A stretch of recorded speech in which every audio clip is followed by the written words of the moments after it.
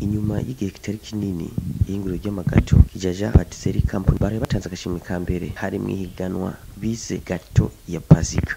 Muri riganwa nakidasanzwe cyari kirimwo kubera ko byagusaba gusa kurungika ifoto yawe igashigwa ku rubuga rwa Kijaja Patisserie Company.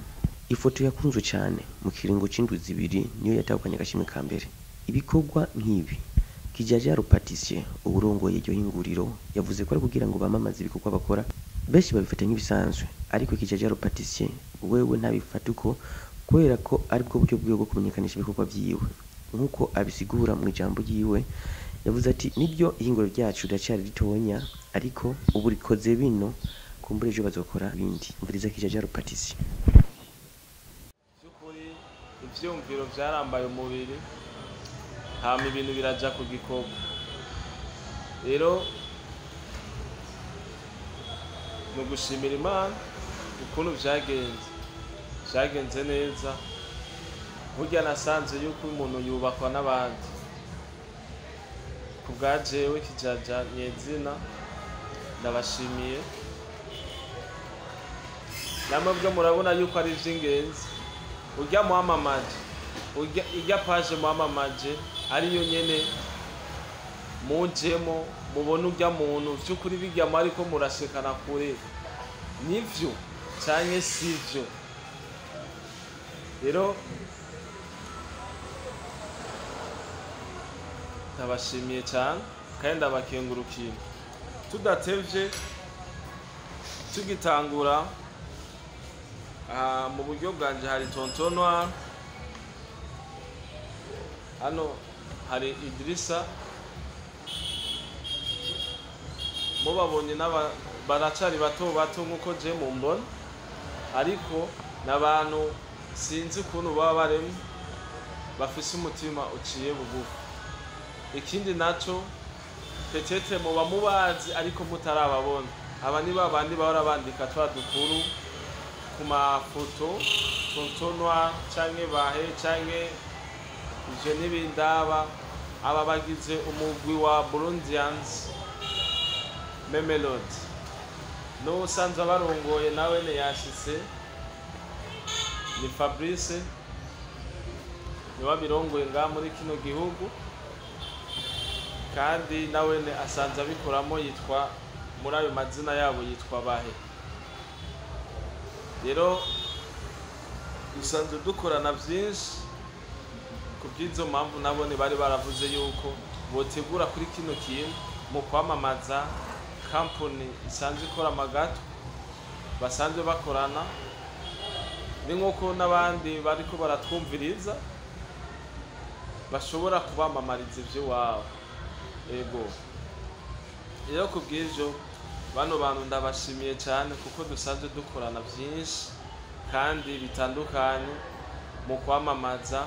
Baravuga ati burya nibumva igato bazoza burya bazohiganira iyo gato, kuko igato uri kurayumva ni ikintu kigugwa 30, 25, 50. Umenga ni ikintu n'akantu gato n'abatoto umwanya bariko baramamaza. Byanyeretse umutima mwebwe mwari ko murahiganira. Hama by'ukuri vyaragenze neza, kandi nka Kijaja Patissier asanze arangura arangurira akazi kiwe muri Kijaja Patisserie Company, kandi asanze ari we na createur wayo. Yarashimye twari mu kwamamaza page yacu, yaragenze neza kuri mwebwe sinigeze ndumuhombe. Niyo mpamvu na bino birori ndavyishimiye cyane. Urashobora kuba warashizemo inguvu nkenya, meze irya nguvu nkenya ziwawe zatumye jewe shika hanze. Warashoboye kuba warafashije uwundi, byose twabikoze mu rukundo. Rero nimba vyarashitse nawe utari muri wawe utabaye wa wundi yahiganira, nukuri uyumva amahoro, uyumva insinzi muri wewe, uyumve yuko ndakwishimiye kandi bimwe birenze urugero. Ejo hirya yejo ndashobora gutanga promotion kuri mwebwe uzokwifuza igato yifuza komanda ivuye mu muryango wiwe azonyegeye, hari ukuntu tuzoyaga bitandukanye nuko abandi bazotora tuyaga, kandi ndazi bizogenda neza. Hama ikindi naco kubwanje mukanya amagato acashika nga, iyo gato ishishika nga, ikintu de surprise cyari gihari nuko uwa kabiri tutigeze tumwiyumvira, ariko kuri wa mutima wanje ngaca mbona ukuntu mwabikoze mu mwete, nawe ne burya yahavuye ashikirwa. Naravuze ati none ko yariko arahiganirwa kuba wa mbere yoca atahuko nyene, avuga ati oya yarakoze. Nawene twarafashe burya buryo bw'uwa mbere tuca tubugabura kabiri, nawe naronke akisabone. Ego hama mu by'ukuri sishaka gufata umwanya wanyu munini, ndabashimiye, ndagushimira wewe wese washoboye guparticipa muri iyi competition. Ndagushimiye wewe washoboye guhiganira igato ya Pasika kandi ukaramuka unayitwaye. Nawe ingufu zabaye nkenya, nukuri ndabashimiye. Ndinze ndabahamagara ngaha n'uwavuye wanyuma arafise akaryo ko guprofita akazi yoba yarakoze uwo munsi. Hama nkagiraho nshimira ibimenyesha makuru nka BS Global TV, ndashimiye abarongoye Kimamara, ndabashimiye Ejo Heza, ndabashimiye nukuri Kijajano Patricie arabashimiye cyane.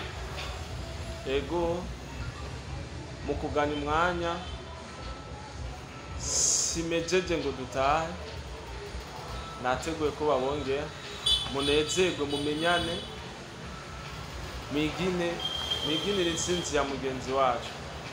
Uwashoboye kuva uwa mbere nawe yaraye atangaje,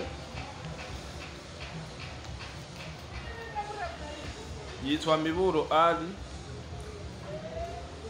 n'umuntu yashoboye gukora ku munota wa nyuma.